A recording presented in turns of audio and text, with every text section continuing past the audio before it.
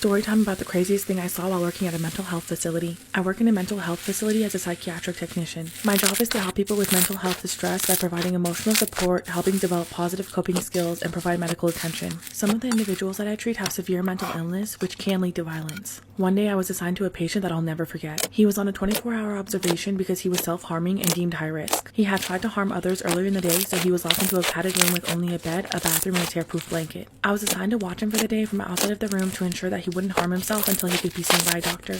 He was talking about things that made absolutely no sense, running around in circles inside of the room and asking me if I was Jesus. He would start screaming at the top of his lungs about random things, curse at me 1 minute and apologize the next, and kept spitting on the window just to wipe it off a few seconds later. I attempted to calm him down, but he was on a rampage. At one point, he turned his back to me and appeared to be rubbing his eye for some time. However, when he turned around, I almost passed out. He had ripped his eyeball completely out of the socket and began tossing it up and down in the air while calmly singing to himself. The situation only got worse from here. Part 2 of the craziest thing I saw while working at a mental health facility. The man continued throwing his eyeball in the air and catching it while calmly singing slow jams. In disbelief, I immediately called for the guards to come and help me. As they came running, I told the man to stop playing with the eyeball and put it down. He then flashed me a smile and put his eyeball close to his mouth. I knew where this was going, so I begged him not to do it. He proceeded to put his eyeball in his mouth and began intensely chewing it. The guards unlocked his door and rushed in. He was jumping and running around trying to avoid them. When they finally got him restrained and under control, they told him to open his mouth and spit out the eyeball. Sure enough, he quickly swallowed it. I asked him why he would do that, and he told me that President Ronald Reagan told him to. He said it's okay because he still has another eye left and he could see just fine, and that he only wanted to have one anyway.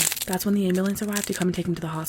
When the paramedics asked him what happened to his eye, he proceeded to throw up on demand in front of everyone. He pointed to his chewed up eyeball and the pile of vomit on the floor and asked them if they could put it back in his eye socket for him. After going to the hospital, he was transferred to a different facility for a higher level of care. To this day, whenever I see someone rubbing their eye, I get squeamish. This is how a phone call from my mom saved my life. When I was 15, I started working weekends at a skate park over the summer and I was the only female employee there. They'd host a ton of events and rock shows. These events were extremely fun and all my friends would hang out there for a good time, so we got to know the owners pretty well. The two guys who owned the shop were in their 40s, overweight and balding. Their names were Doug and Mark. Doug was married with kids, so he was always more serious about the business and rarely joked around. However, Mark was a single dude who was outgoing and silly. He was always joking around and pretty chill, so we always had a fun time with him around. There were a few red flags that I ignored, such as how Mark came up to me at one of the events and picked me up, tickling me and spinning me around. I awkwardly laughed it off, but I was creeped out. Another time, I noticed him giving me flirty looks and sticking his tongue out at me. It felt inappropriate, but I shrugged it off thinking it was all in good fun. That was until one day when the fun stopped. Mark called me to the back room. Doug was on a phone call in the front, and when I got to the back room, Mark picked me up and set me on a washing machine. This is when he tells me he wants to kiss me. I automatically shut him down. He then tries to persuade me to lift up my shirt for him. Again, I tell him no and hop down, proceeding to walk towards the front, thinking that was it. I had no idea how much danger I was really in.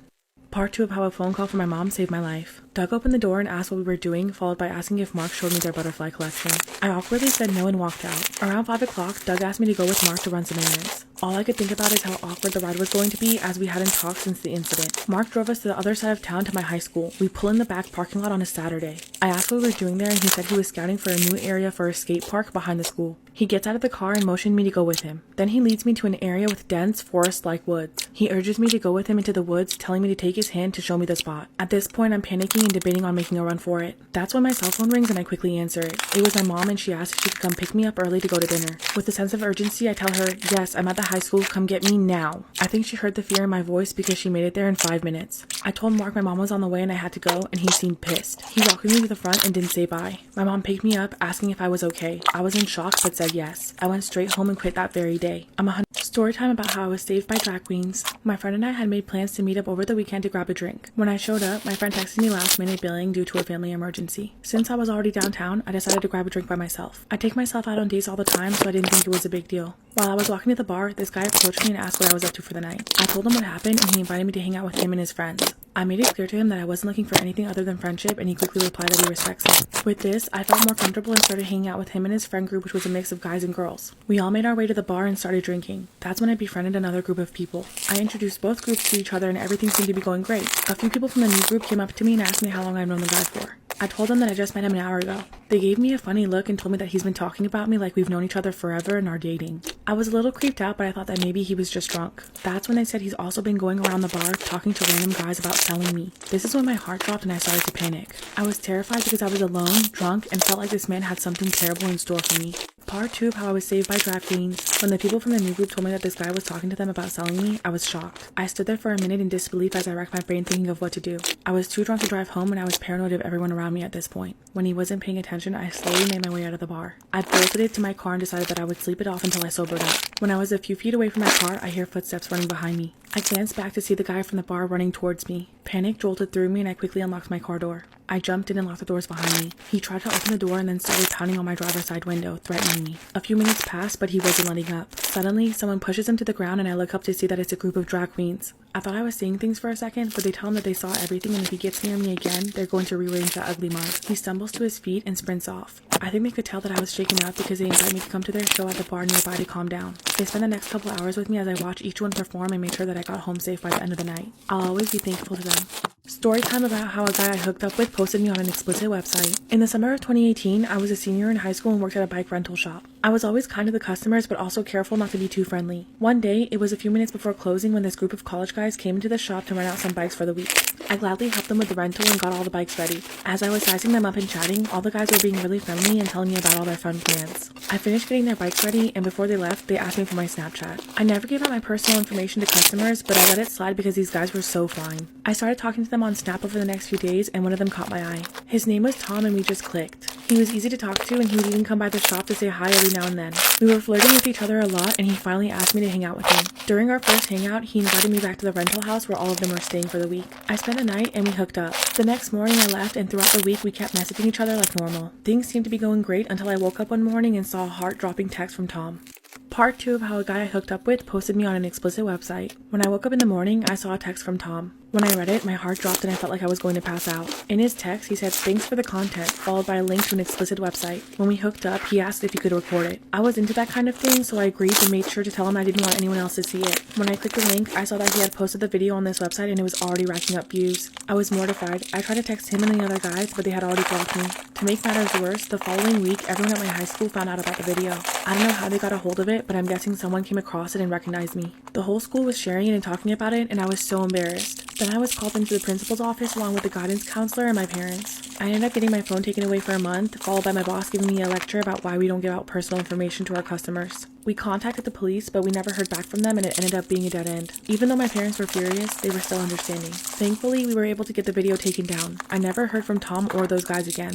I have a bearded dragon named Phil who I've had for about a year now. My whole family deeply loves him and my younger sister Jane loves making TikToks with Phil. Yesterday my sister came and showed me a TikTok she made of him. There's a trend where people put butter on dogs and an audio saying "butter dog" plays over it. Jane had done the same to Phil. It made me really upset because I had seen a video of someone explaining that this trend can be dangerous towards bearded dragons. This is because the butter sticks to their skin and if they're put under their basking light, it basically heats up and burns their skin. I told Jane to delete the video and that she can't do stuff like this with Phil. I quickly got him out from under his basking light that she had put him back under and bathed him, trying to get the butter off. My sister said I was overreacting and that it's a fun trend. I snapped at her and told her that I'm not letting her near Phil until she apologizes and promises not to do trends like this again. She got angry and told me that she wasn't apologizing for just wanting to have fun with him and I had no right to take him away from her. I put Phil back in his tank in my room and told her that she's not allowed to come take him anymore. My parents found out this morning and they're on her side. However, if she hadn't shown me the video, then Phil would have sat in his tank getting burned under the basking light and I wouldn't have known until it was too late. Am I overreacting?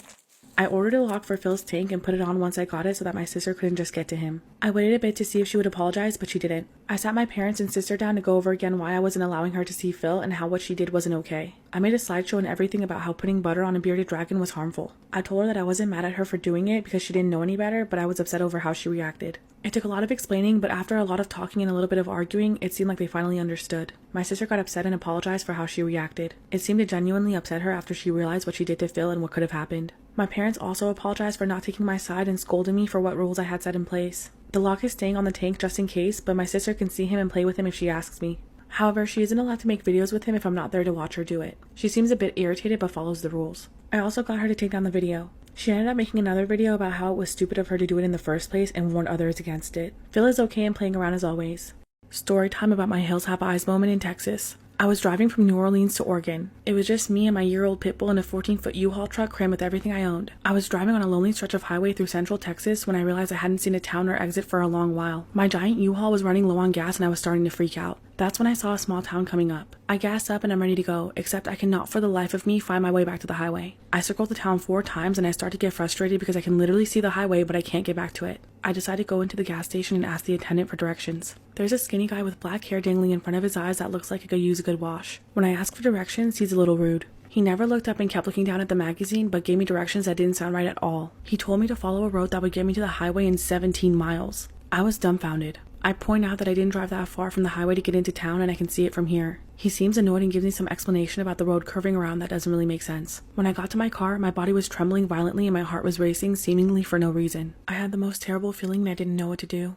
Part 2 of my Hills Have Eyes moment in Texas. I had the worst feeling about the attendant's directions. I decided to trust my gut and not follow them. However, this was the only store in this tiny town and I was stuck. Suddenly, a big red beater of a pickup truck pulls up. This huge Texan man in a flannel and work boots gets out. Without even thinking, I hop out and ask him for directions. I think he could tell that I was upset because he made me laugh and cheerfully told me there was a hairpin curve turnoff right at the end of the small concrete tunnel that I had passed several times. He said it often confused travelers because it was so hard to see. With a sinking feeling in my stomach, I asked him how many miles it was to the highway. He gave me a funny look and said it's a quarter mile at most. At this point, I couldn't help myself and asked where the directions that the attendant gave me would lead. The Texan man looked at me intently and asked me how I knew about that route, so I told him. He then asked me what the attendant looked like and pulled out a map from his truck. He said it would have taken me away from the interstate and led to a deserted area with junked cars and mobile homes, all owned by the same family. This family was known to the locals as troublemakers, meth heads, and worse. He said the attendant was also part of that family. Thankfully, I trusted my gut, and I was saved by a ruddy, scruffy-haired Texan angel.